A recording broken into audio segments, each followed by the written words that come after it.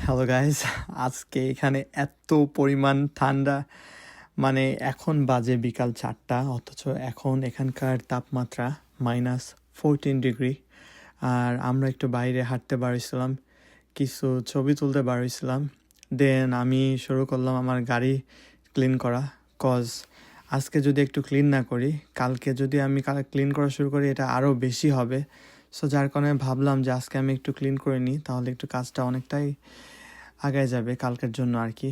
আর আপনারা দেখতে পাইতেছেন আমার হাত পা মানে অলরেডি ফ্রোজেন হয়ে গেছে, এত পরিমাণ ঠান্ডা। আর এখানে যে স্নোগুলো পড়তেছে একদম বৃষ্টির মতো মনে হচ্ছে, বৃষ্টির মতো মানে আকাশ থেকে বরফ পড়তেছে আজকে। কিন্তু মানে বেশিরভাগ মানুষই ঘরে আছে, খুব প্রয়োজন ছাড়া মানুষ বার হইতেছে না। আর এটা হইতেছে আমাদের অ্যাপার্টমেন্টের সামনে, এরা রোড ক্লিন করতেছে কিছুক্ষণ পর পরই। আর আমি ক্লিন করতে করতে এই তো কিছু ছবি তুললাম, সেগুলো আপনাদের সাথে শেয়ার করলাম।